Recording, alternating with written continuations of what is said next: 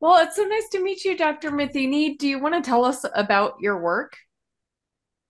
Yeah, it's been many years in the development, and I am by training a cardiac surgeon. Practiced in Indianapolis for 8 years, and then moved to Atlanta.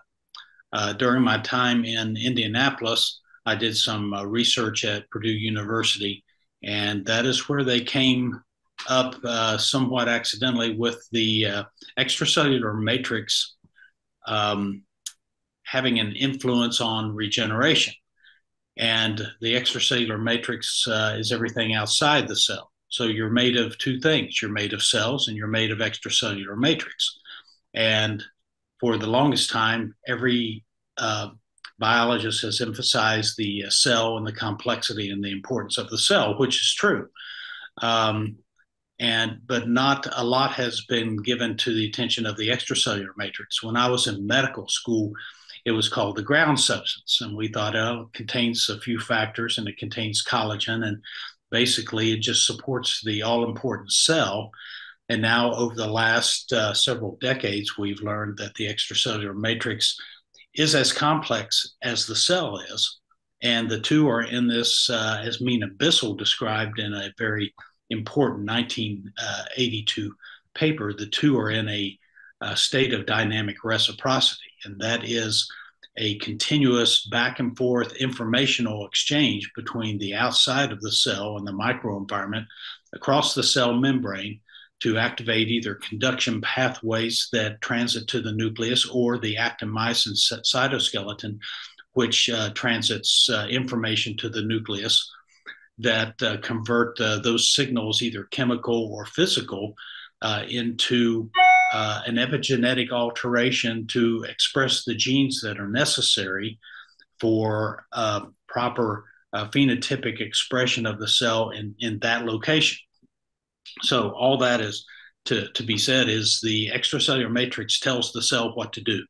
And like a computer, you need a hardware and you need software. So the information is passed mechanically: stress, strain, compression, flow disturbances from the outside of the cell to the cell, so it can then make the proteins that are necessary for that environment. An example of that is what we call Wolff's Law, where the tuberculations in your long bones actually line up against the forces of gravity. And if you don't have gravity, those tuberculations will actually start to disappear or dissociate. So the forces actually dictate what the structures become. And we call this form follows function. Doesn't expand the genetic code, but within the constraints of the genetic code, the organism is adaptable to some extent. So the corollary to Wolff's law is Davis's law in the soft tissue, where if you have stress and strain and pull, the cells will recognize that because of their attachments to the extracellular matrix.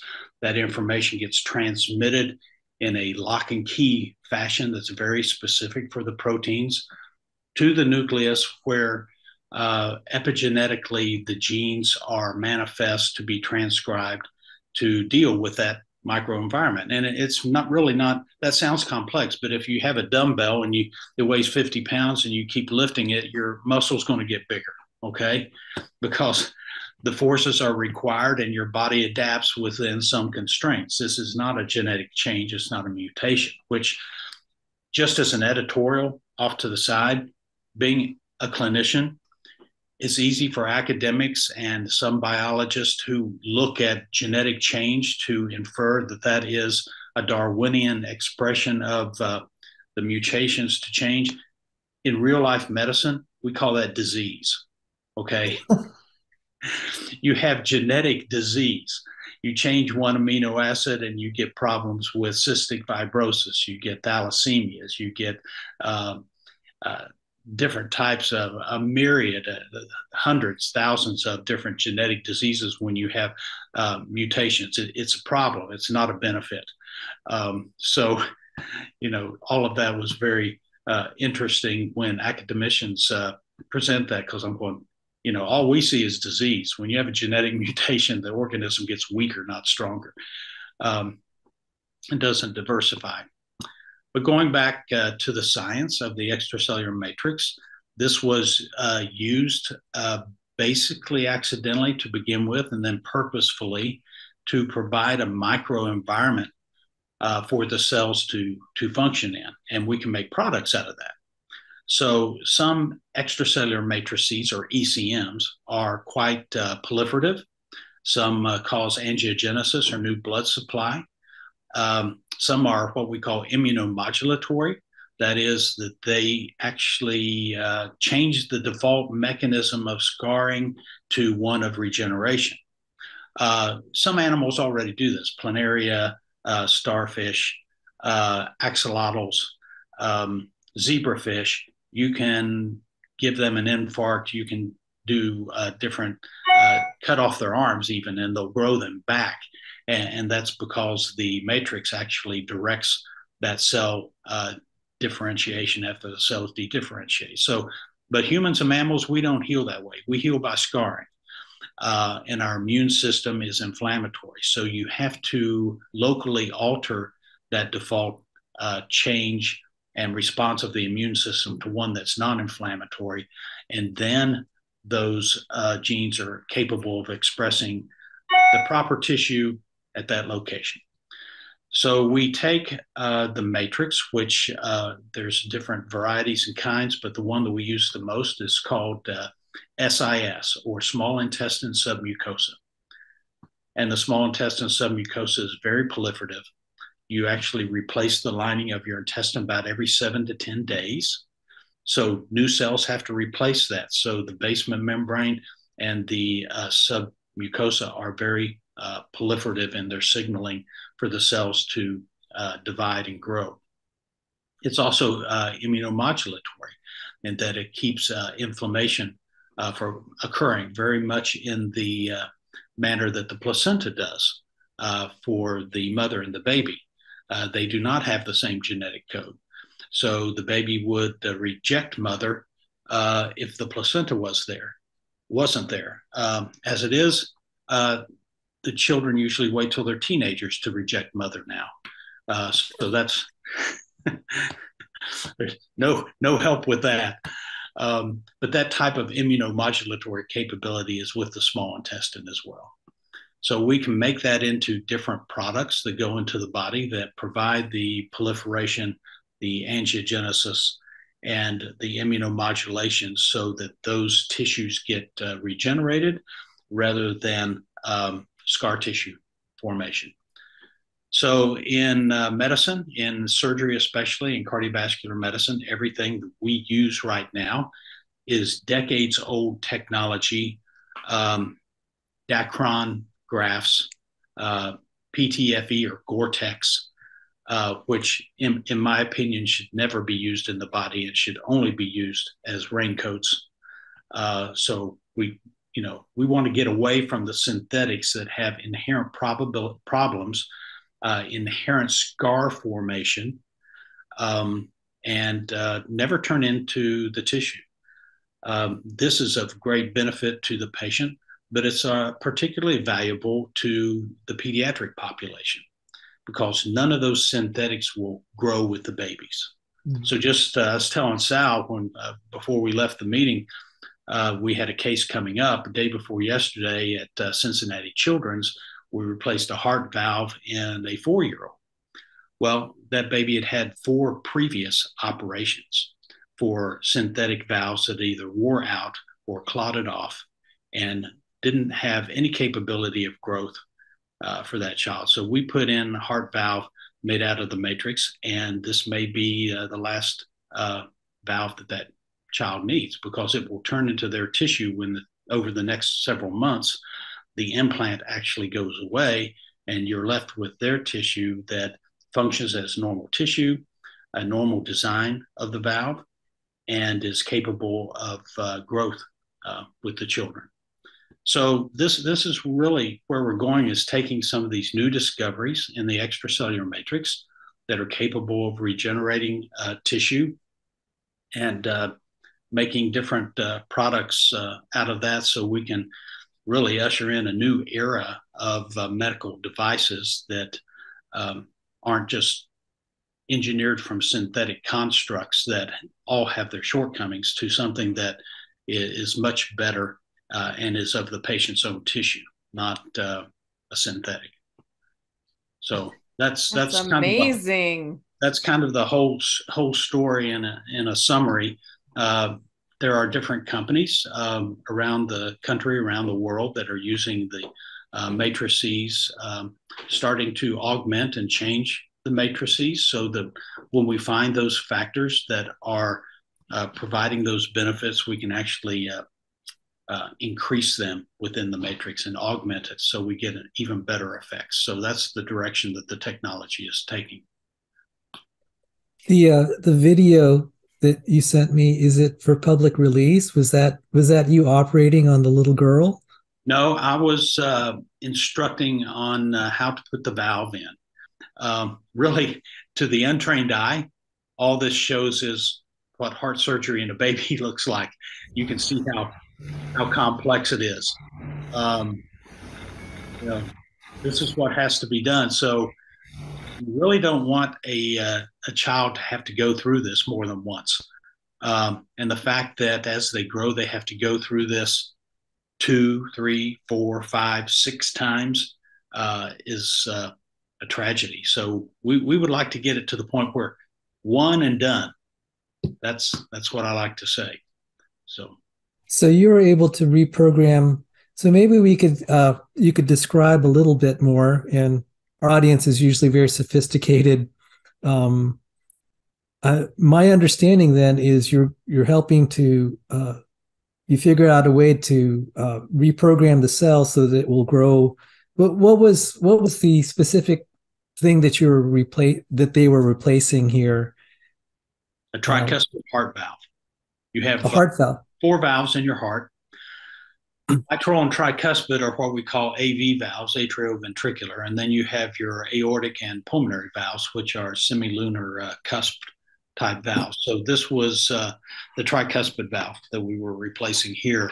And after we do the tricuspid and get that on the market, then we're already starting to study the mitral valve and the other 2 valves as well.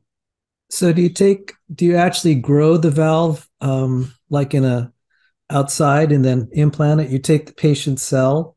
Is that how it's? No.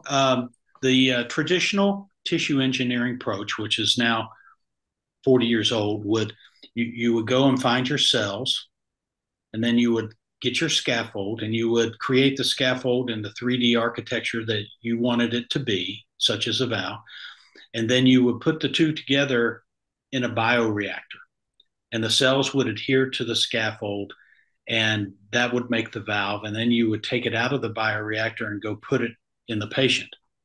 All of that is very interesting science, and there are thousands of articles on which type of cells to use. There are thousands of articles of which scaffold to use. There are thousands of articles of bioreactors and how you make that. The problem is, after 40 years, we never use any of that stuff because it doesn't really work. Okay. So there is nothing in cardiovascular surgery that is created that way that's approved right now for use. And part of the problem is the first thing of those 3 things I mentioned, that you have to have angiogenesis, proliferation, and immunomodulation. There's no blood supply. Nothing in the body works without a blood supply. So you take something that's tissue engineered out of the bioreactor, it's lost all of its nutrient. And there is no blood supply. So I remember I used to be excited 10 years ago when people would show me heart cells in a petri dish that were beating synchronously. And they would say, "This is great. We're going to make a heart patch." And I said, "No, you're not, because 6 minutes after you take that out of the bioreactor, it's going to be dead because it has no blood supply." And that's the way we normally grow, is you get the blood supply and then the tissues develop. And that overarching theme is kind of inherent to our devices, is let's let the body do what it has already done before. We have all made our valves, we've all made our spinal cords, we've all made our bones, and now they need to be replaced. So the information is there. It just needs to be opened up, because a lot of your nascent genes have been basically silenced, because you go from growth and proliferation as a child to an adult, when then the information becomes static and maintenance in nature. You are a liver. You're as big as I want you to be. So I just want you to sit here and do what livers do. I don't want you to grow anymore or proliferate or wig off in some strange direction. So actually the extracellular matrix to an adult organ changes to contain that proliferation from happening and to limit it.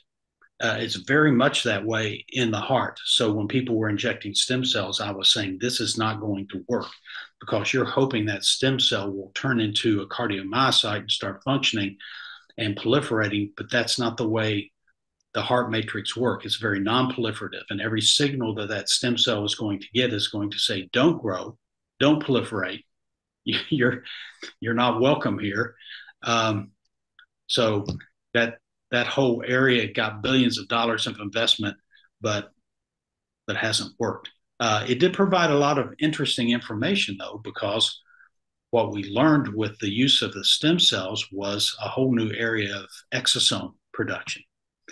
And that is a whole new level of communication within the body and the local area that's going on that we didn't really know was there.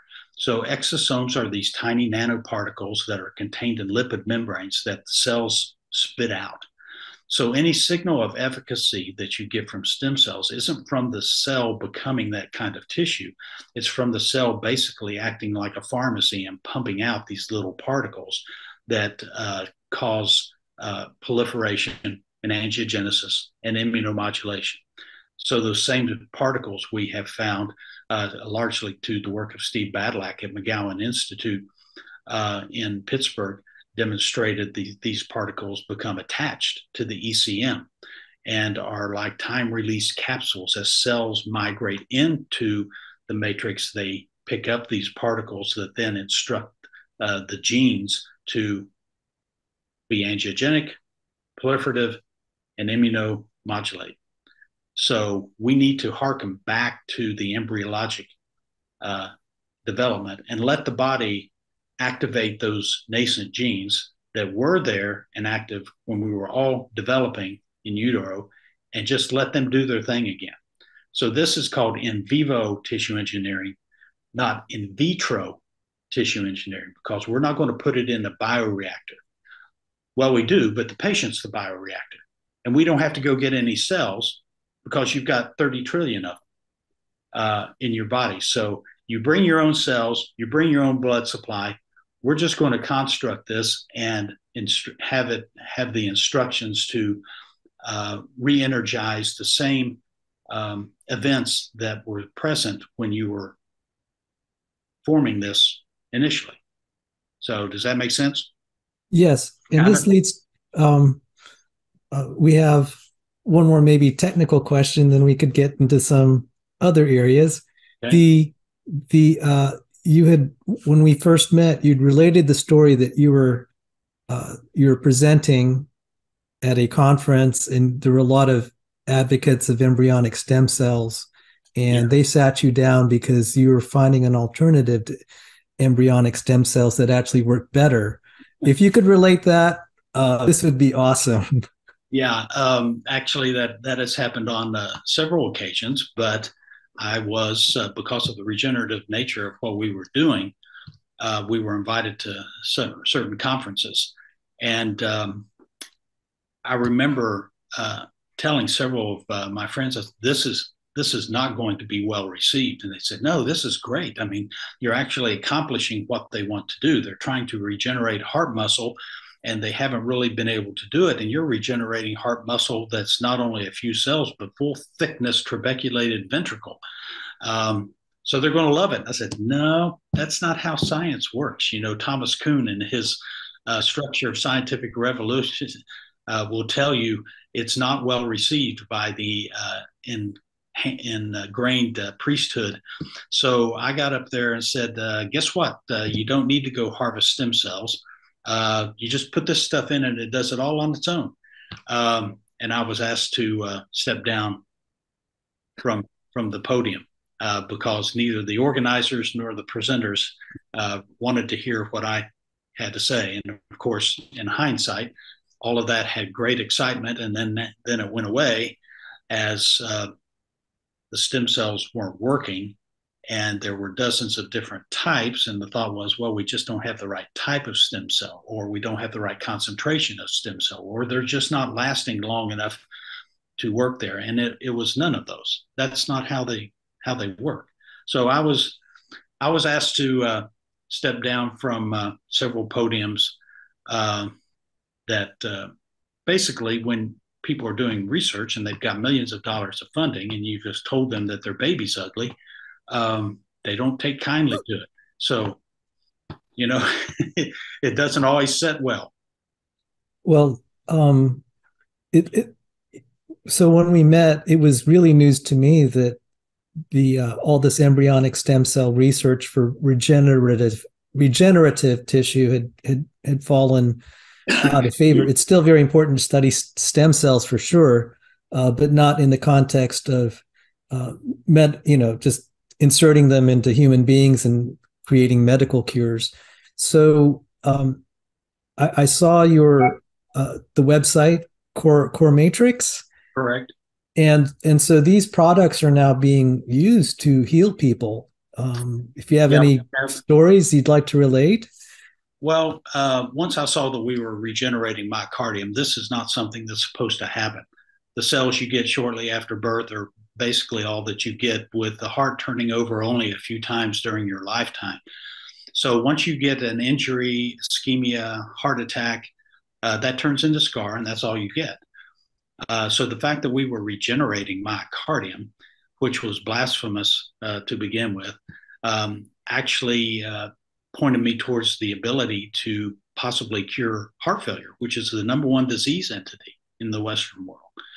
And so really excited about making an impact on this, because there is no cure for heart failure. You have very expensive but palliative treatments. You have transplants, you have pacer devices, you have ventricular assist devices, or you can give medications, but none of those fix the underlying problem, which is loss of cardiomyocytes. You've lost a big chunk of your heart, and now it's scar tissue, so it doesn't beat. But now we can start replacing that and bringing that back functionally. So we have used the ECM and been trying it in different applications to restore that. The animal studies have gone well, and then we got our first cleared product by the FDA, which is applying it to the surface of the heart where an infarct has occurred, and we're showing beneficial effects there. So that's enormous. And then that was merely our first product that was a sheet of the extracellular matrix.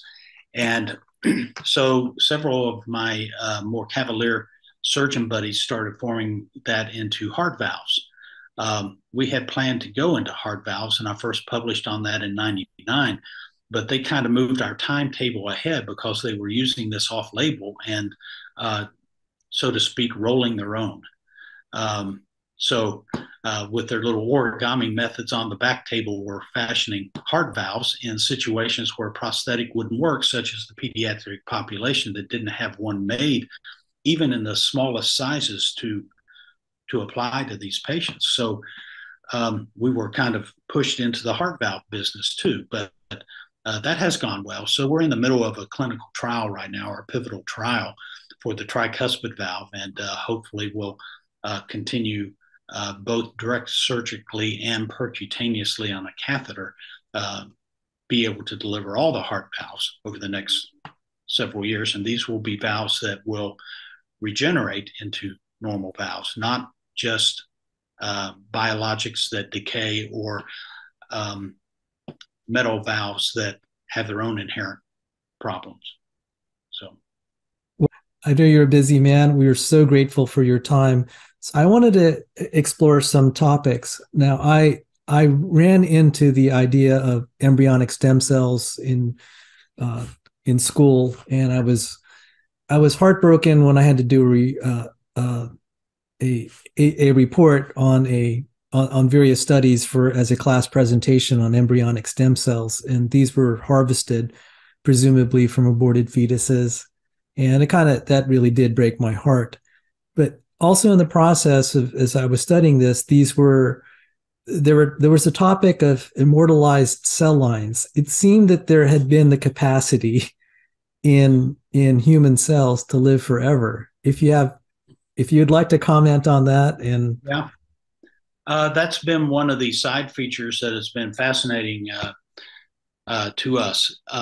You had mentioned Yamanaka and his iPS cells, which from his work for which he received the Nobel Prize, basically taking a fully differentiated cell, such as a fibroblast or a granulocyte or other cell, and with four specific transcription factors, able to revert that cell back to an embryonic stem cell. Okay. And what he found was those special four transcription factors did what we had noticed, unlocking those nascent genes that had been stopped once the embryologic development had been complete. So you unlock those and the cells can actually revert back. So the cells are plastic, but in that they can be molded different ways, but they are plastic within the constraints of their genetic code. They can't become something else. So then you can take that cell that has gone back to the embryonic state, you can put in different factors and you can then send it down a different lineage. Like you take a fibroblast, revert it back, and then make it a cardiomyocyte, or make it a neural cell, or make it something else, because the genetic code is within that cell to do those things if you take it back to the starting point. Okay, we started, but what has also been noticed with those cells is they become younger. The telomeres, which is a marker of age, which gradually gets shorter and shorter with each cell division, actually grow back out.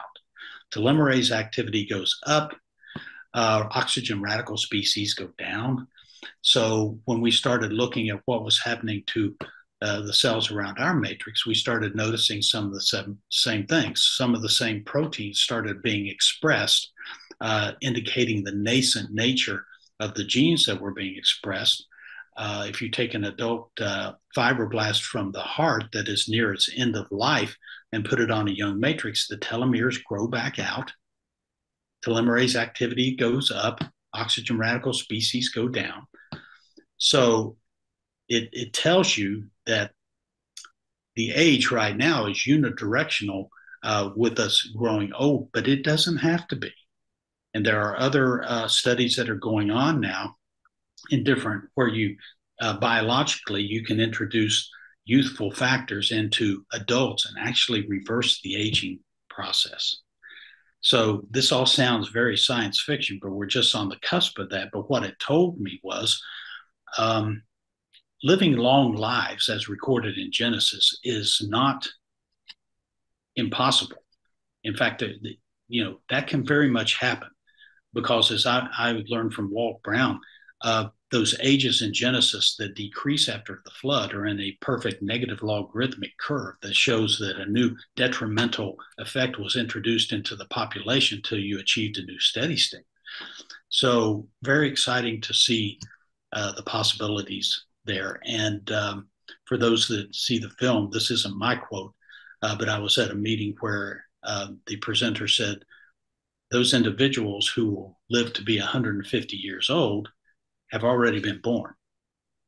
And that's the type of thing we can look forward to. Yes. And I just related to my research, I worked for famous genetic engineer John Sanford. Mm-hmm. And it was also his conclusion that people had lived long. That seems very much in the realm of possibility. I know, for example, we have progeria, which is early age aging, and the human being, these individuals live like only 1/5 the normal lifespan, and it is only just a few mutations in nuclear lamin A that will cause them. So to me, it's perfectly feasible that some genetic mutations in the past if they weren't present, we could be living 5 times longer, because it could be just that small of a change of degradation. Yeah. So what we're doing, I think, in the research you're doing, we're finding ways to work around. We're not re-engineering the genome, but we're finding ways to kind of work around the problems that we've inherited. Right. If Yamanaka can completely revert a cell back to an embryonic state with 4 transcription factors, it may not be that many that were affected that caused the change. That's correct. And there's one other aspect that's kind of near and dear to my heart. I actually believe that it's very provident we have model organisms like sheep, etc. That the reason it's very provident we have creatures like chimpanzees that are so similar to us, we can actually run a lot of medical testing without having to actually run this first on human beings. So what model organisms have you worked with? And then I'm going to hand it over to Rebekah in their remaining time. Thank you for indulging my questions. I know Rebekah probably has some questions, but if you could talk a little bit about model organisms. Yeah, we typically use small animals and then large animals. The small animals is just to see if the proof of concept is there. And we always have to justify how many animals we use and if there's anything else in the literature that would help us. So we go through those steps of limiting the number of animals, but we'll do it in small animals, which is either a mouse or a rat. If it proves out, we'll go to the next level, which is partially dictated by the anatomy, the physiology, and the regulatory bodies, i.e. for heart valves, the preferential model is sheep because they tend to calcify everything. So if you can have a valve that remodels and lasts a long time, and we've had some of our animals out to 2.5 years, they will typically calcify any of the current bioprostheses in 4 months, and they'll become hard as a rock. So if you put it in a sheep and it doesn't calcify, then you're on the right track. So that model, the valves are similar, and the model is what is required for regulatory purposes. Wow. Well, Dr. Matheny, this has been amazing. And I'm really curious about, how this relates to intelligent design. And you kind of mentioned the problematic thing about mutations for evolution. But can you talk a little bit more about what you've learned and as it relates to the theory of evolution or with intelligent design?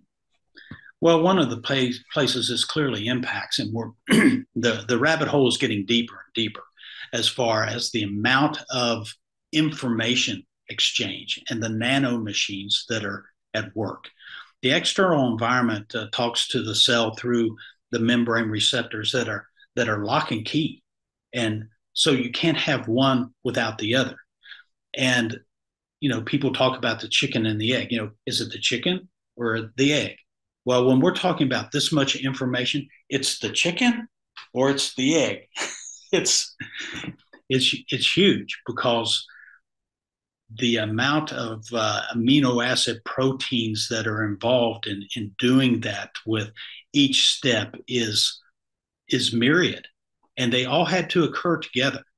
And with a background of in the universe of entropy, you don't get a little protein that stays around waiting 1,000,000 years for another protein. They all had to occur together.